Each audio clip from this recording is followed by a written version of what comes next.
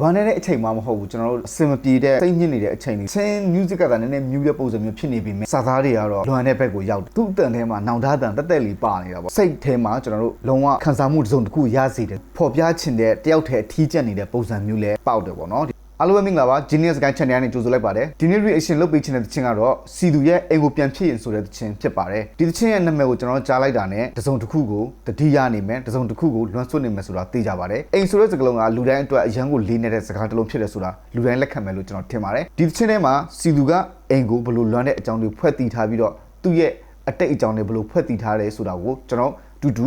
နားထောင်ကြည့်လိုက်ကြရအောင်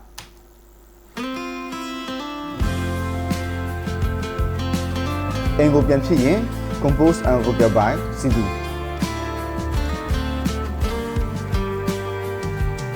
a film and photograph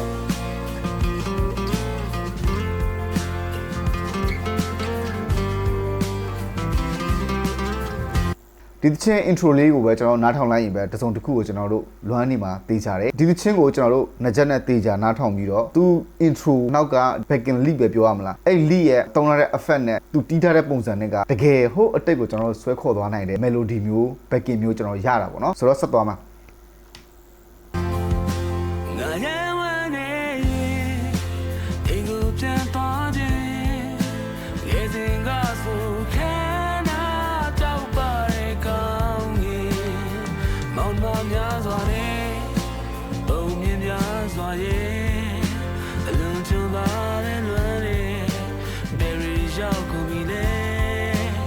ဘာနဲ့တဲ့အချိန်မှမဟုတ်ဘူးကျွန်တော်တို့အစင်မပြေတဲ့စိတ်ညစ်နေတဲ့အချိန်တွေဆိုလို့ရှိရင်အိမ်ကိုပြန်ချင်တာလူတိုင်းရဲ့သဘာဝပဲပေါ့နော်ဒီမှာဆိုလို့ရှိရင်သူမောင်နှမတွေကိုလည်းသူတတိရတယ်ဒါတော့ကျွန်တော်တို့အားလုံးငယ်ဘဝကိုပြန်လူချင်တဲ့အသက်အလက်ပိုင်ရောက်တဲ့လူတွေအတွက်ကတော့ဒီသချင်းကကျွန်တော်တို့တကယ်အတိတ်ကိုပြန်လွမ်းဆွတ်စေတဲ့သချင်းဖြစ်တယ်ဒီအချိန်မှာဆိုလို့ရှိရင်လည်းကျွန်တော်မောင်နှမတွေနဲ့ပြန်ဆုံဖို့အတွက်ကအရင်အားလောက်မလွယ်တော့ဘူးပေါ့နော်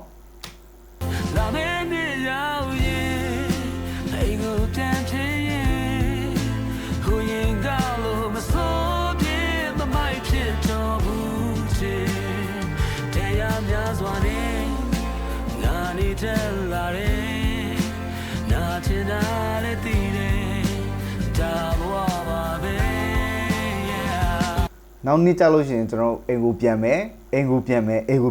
ဆိုပြီးတော့ကျွန်တော်တို့တေးထားတဲ့နှစ်တီလဲခဏခဏပြောင်းလဲလာတာပေါ့နော်ဆိုတော့ဒါကျွန်တော်တို့ကိုယ်တိုင်ပဲအိမ်ကိုပြန်မယ်နဲ့ကျွန်တော်မပြန်ဖြစ်တဲ့နှစ်တီလဲအများကြီးပေါ့နော်ဒီတစ်ချင်းကကျွန်တော်တို့ရဲ့လက်ရှိဘဝမှာကျွန်တော်တို့လက်တွေ့ဘဝမှာတက်လက်ပိုင်းလူတယောက်ရဲ့ခံစားချက်ဒါမှမဟုတ်ဘူးဆိုလို့ရှိရင်ကျွန်တော်အခုလက်ရှိအခြေအနေမှာလူငယ်တွေရဲ့ခံစားချက်ကိုပေါ်ကျူးတဲ့တစ်ချင်းတစ်ပုဒ်ဖြစ်တယ်လို့ကျွန်တော်ထင်တယ်အခက်အခဲတွေလည်းကြုံမယ်ပြဿနာတွေလည်းကြုံမယ်ဒါပေမဲ့နောက်ဆုံးကျွန်တော်တို့ accept လုပ်လိုက်ရတယ်ပေါ့နော် accept လုပ်လည်းမရဘူးဘာလို့ဆိုတော့ဒါကကျွန်တော်တို့လူဘဝမှာကျွန်တော်အသက်ရှင်လာပြီးဒီဒုက္ခတွေကကျွန်တော်ကြုံမှာဆိုတာကိုသူကအသက်အရွယ်တစ်ခုရောက်တဲ့အချိန်မှာဒါဘဝပါပဲအားလုံးဒီဒုက္ခကိုကြုံကြမှာပေါ့နော်ဆိုတာမျိုးလေးသူရေးထားတာပေါ့နော်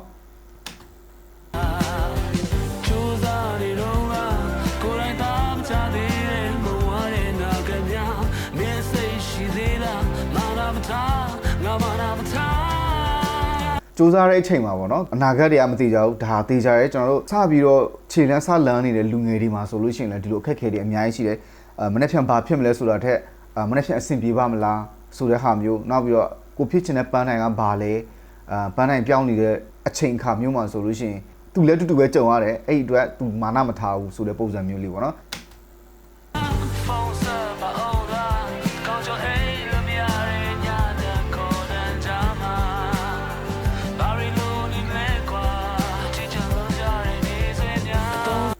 ကျွန်တော်တို့တကယ်အဝေးမှာရောက်နေတဲ့လူတွေကတော်တော်များများကကျွန်တော်တို့လူငယ်တော်တော်များများအခုနောက်ပိုင်းတော်တော်အထီးကျန်လာတာပေါ့နော်ဆိုတော့အထီးကျန်လာတဲ့ညတွေမှာဆိုလို့ရှိရင်ဖုန်းဆက်ပါအောင်လားဆိုပြီးမဲ့လည်းကျွန်တော်တို့ကဘယ်သူကမှဖုန်းမဆက်ချင်ဘဲနဲ့အခန်းထဲမှာတိတ်တိတ်လေးနေချင်တဲ့အခိုက်အတန့်လေးမျိုးကိုသူပြောထားရထင်တယ်ပေါ့နော်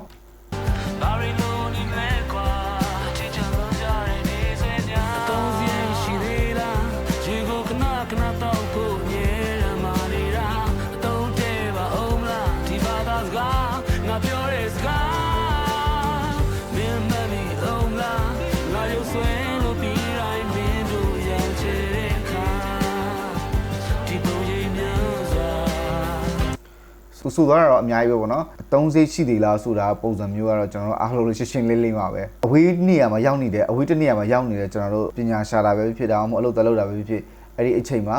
ကျွန်တော်တို့အိမ်ကလူတွေကတော့အသုံးစရိတ်ရှိသေးလားဒါမှမဟုတ်ဘူးဆိုလို့ရှိရင်ကျွန်တော်ကျမ်းမာရေးအတွက် view site ဖို့ view ပုံမှန်တောက်ပေးပါဒါလေးတွေကိုမိဘတွေကအမြဲတမ်းပြောနေကြတဲ့စကားပေါ့နော်လုံးဝကွာသူစာသားလေးတွေကတချင်း music ကသာနည်းနည်းမြူးတဲ့ပုံစံမျိုးဖြစ်နေပေမဲ့စာသားတွေကတော့လွန်တဲ့ဘက်ကိုရောက်တယ်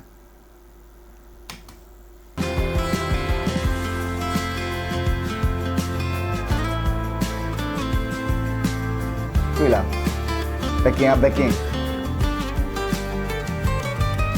backingလေးလုံးလေးနားထောင်ကြည့်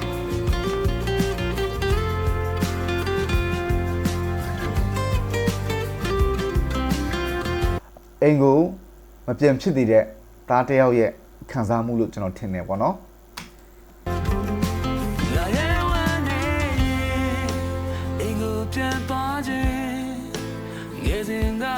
close up တွေ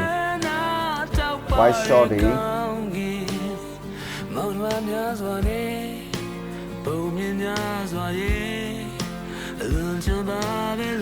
ကျွန်တော်ဒီမှာကြည့်တာပေါ့နော်အဓိကတော့သူရိုက်သွားတာကကျွန်တော်တို့lighting တွေအများကြီးမသုံးလို့ကျွန်တော်ထင်တယ်တဘာဝအလိုက်နဲ့ဒီတဘာဝလင်းရောက်နေပဲရိုက်တယ်လို့ကျွန်တော်ထင်တယ်ပေါ့နော်ဒီကျွန်တော်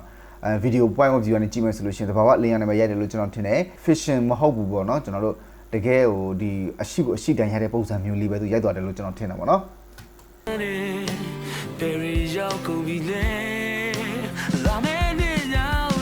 jump cut လေးတွေ့လား video editing မှာဆိုလို့ရှိရင် jump cut လေးဖတ်ဆိုပြီးတော့အမြင်ဖြတ်ထည့်တာပြမယ်ကျွန်တော်တွေ့လားဖတ်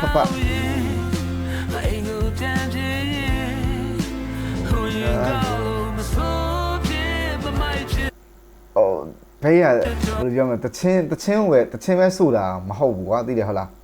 တကယ်အတင်လဲမိုက်တယ်လိုက်တပင်းလေးချရတယ်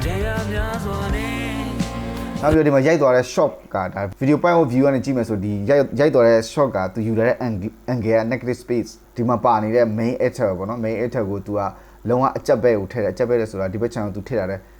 မွန်းကျက်နေတဲ့ပုံစံမျိုးပေါအောင်သူရိုက်ထားတာပေါ့နော်ဒီအနောက်ဘက် channel ကတော့ဒါအကျဉ်းသူချက်ထားတာပေါ့နော်ဒါတော့အရှိမလူကအရှိမဒီ shot ဒီ video ရိုက်တဲ့ခါကျလို့ရှိရင်အဲ့မျိုးရိုက်တယ်ဆိုလို့ရှိရင်မွန်းကျက်တဲ့ shot မျိုးထွက်တာပေါ့နော်ဒါပရိသတ်အဲ့မျိုးခံစားရတာပေါ့နော်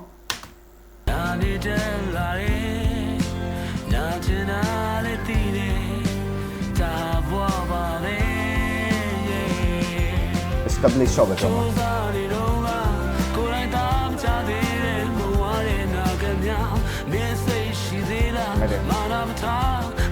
စိုက်တော့ဘူးတော့အမပြပါဘူးပေါ့နော်ဒီပါပဲကျွန်တော်ဟာတွေလဲ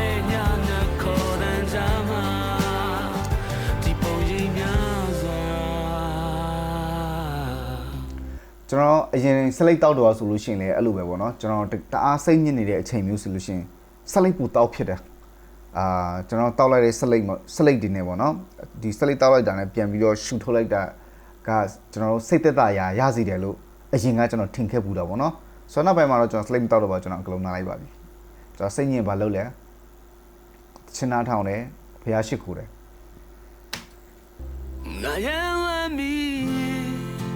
အိမ်ကိုတန်သွားခြင်းလေလေးတွေဆွဲပြီးကြောင်းတွေကိုရောက်ရင်မျိုးလင်းခြင်းတွေနဲ့ပျော်ရွှင်ခြင်းတွေနဲ့စာတင်တာပြီးသွားရင်အိမ်ကိုရောက်ပြန်မယ်ဒါကတော့သူနောက်ဆုံးဆူသွားတာတော့ဘလို့စိတ်ညစ်တဲ့အချိန်ပဲဖြစ်ကျွန်တော်တို့အသက်အရွယ်တစ်ခုရောက်တဲ့လူတွေမှာဆိုလို့ရှိရင်ကျွန်တော်တို့ကလေးပြန်ဖြစ်ချင်တယ်မျောလင့်ခြင်းတွေတောက်ပနေတဲ့အရွယ်လေးတွေပေါ့နော်ကျောင်းသွားပြီးတော့ကျွန်တော်မနေ့ဖြန်ဘာဖြစ်ချင်လဲမနေ့ဖြန်ဘာဖြစ်ရမယ်ဆိုတော့အဲ့ဒီအရွယ်လေးကိုပြန်ရောက်ချင်တယ်အဲ့လိုပြီးသွားလို့ရှိရင်တော့ကျွန်တော်တို့ချိန်တိုင်းအိမ်ပြန်သွားတဲ့အဲ့ဒီကလေးဘဝကိုပြန်ရောက်ချင်တယ်ဆိုတာမျိုးကိုသူဆူထားတာပေါ့နော်ဆိုတော့ချင်းတစ်ပုတ်လုံးကိုကျွန်တော်ခြုံကြည့်မယ်ဆိုလို့ရှိရင်ဒီချင်းကကျွန်တော်စာသားကရိုးရှင်းပြီမယ်နားထောင်နေတဲ့ပရိသတ်ရဲ့ရင်ကိုကန်လုံးနိုင်တဲ့ချင်းတစ်ပုတ်ဖြစ်တယ်စာသားတွေကတော့ရိုးရှင်းတယ်ဒါပေမဲ့ဒီချင်းနားထောင်လိုက်ရင်ကျွန်တော်တို့ တခုခုကိုဆွေးနေတဲ့ပုံစံမျိုးရအောင်ကိုသူရေးထားတယ်နောက်ပြီးတော့ဆိုသွားတဲ့စီသူရဲ့အတန်ကသူ့အတန်ထဲမှာနောင်တအတန်တက်တက်လေးပါနေတာပေါ့နော်ကျွန်တော်တို့အေကိုပြန်ချင်ပေမဲ့အိမ်လောမပြန်ဖြစ်တဲ့ဒါတယောက်အနေနဲ့ဆိုထားတဲ့အတန်မျိုးလေးပေါက်နေတယ်ကျွန်တော်ထင်တဲ့ဟာပေါ့နော်ဒီချင်းကစာသားတစ်ချောင်းချင်းစီမှာကျွန်တော်နားနဲ့နားထောင်လို့ကောင်းရုံသာမကပေါ့နော်စာသားတစ်ချောင်းချင်းစီရဲ့အထိပ္ပယ်တွေကအရန်ပြည့်နေနေတယ်စိတ်ထဲမှာကျွန်တော်တို့လုံးဝခံစားမှုတစ်စုံတစ်ခုရစေတယ်သုံးသွားတဲ့ဗီဒီယိုကာလာကတော့ကျွန်တော်အမြင်ဆိုလို့ရှိရင်တော့ဒီချင်းကတိတ်ပြီးတော့ color grading မလုပ်ထားဘူးပုံမှန် short ရိုက်ထားတဲ့ပုံစံတွေကိုပဲသူပုံမှန်လေးပဲ color balance ညှိလိုက်တယ်အဲ့ဒါလောက်ပဲပေါ့နော်1 3ပဲကိုနည်းနည်းသွားချင်တဲ့ပုံစံလေးတော့ပေါက်တယ်1 3ဆိုတာကကျွန်တော်တို့နည်းနည်းနှွေးထွေးတဲ့ပုံစံမျိုးပေါ့နော်သူကရိုက်ချက်တွေတစ်ချက်ချင်းစီတိုင်းမှာပစ္စလက်ခတ်ရိုက်မသွားဘူးသူရိုက်ချက်တွေမှာကျွန်တော် composition တွေကျွန်တော်ကြည့်လို့ရှိရင် composition တွေအများကြီးပါတယ်ရိုက်သွားတဲ့ angle တွေကလည်းကောင်းတယ်နောက်တစ်ခုကသူဖော်ပြချင်တဲ့တယောက်တည်းအထီးကျက်နေတဲ့ပုံစံမျိုးလည်းပေါက်တယ်ပေါ့နော်ဒီချင်းကတော့အေကိုပြန်ချင်နေတဲ့လူတွေရဲ့စိတ်ကိုလှုပ်ခနိုင်တဲ့ချင်းတွေဖြစ်ပြီးတော့အထူးသဖြင့်ကျွန်တော်တို့မိဘဆွေမျိုးအိမ်ပြန်ချင်တဲ့လူတွေရဲ့စိတ်နှလုံးထဲကိုတက်တက်ဝင်ရောက်သွားနိုင်တဲ့ချင်းတွေဖြစ်ပါတယ်ကျွန်တော်အတွက်ဒီချင်းကတော့တာမန်ချင်းမဟုတ်ပါဘူးစိတ်ထဲမှာကျွန်တော်တို့တက်တိတ်ကလေးနာကျင်နေပေမဲ့ဒီချင်းကကျွန်တော်တို့အရန်လာပါတဲ့အမတ်တရားတစ်ခုကိုပြန်ပြီးတော့ခေါ်ဆောင်တဲ့ချင်းတွေလူဖြစ်နေပါတယ်တငယ်ချင်းတွေအားလုံးလည်းဒီချင်းကိုနားထောင်ပြီးတော့စိတ်ထဲမှာတစ်ခုခုဖြစ်သွားခဲ့လို့ရှိရင် comment ဝင်ရေးသွားပြလို့ရပါတယ်ဒီဗီဒီယိုကြည့်ပြီးတော့အားလုံးကျေးဇူးတင်ပါတယ်ဆက်လက်ပြီးတော့ reaction ကလုပ်စေချင်တဲ့ဗီဒီယိုရှိတယ်ဆိုလို့ရှိရင်ဒီချင်းရဲ့ comment ထဲမှာချင်းနဲ့ mail ရေးသွားပေးပါဗီဒီယိုအစနဲ့အဆုံးထိကြည့်ပြီးတဲ့အတွက်အားလုံးကျေးဇူးတင်ပါတယ် bye bye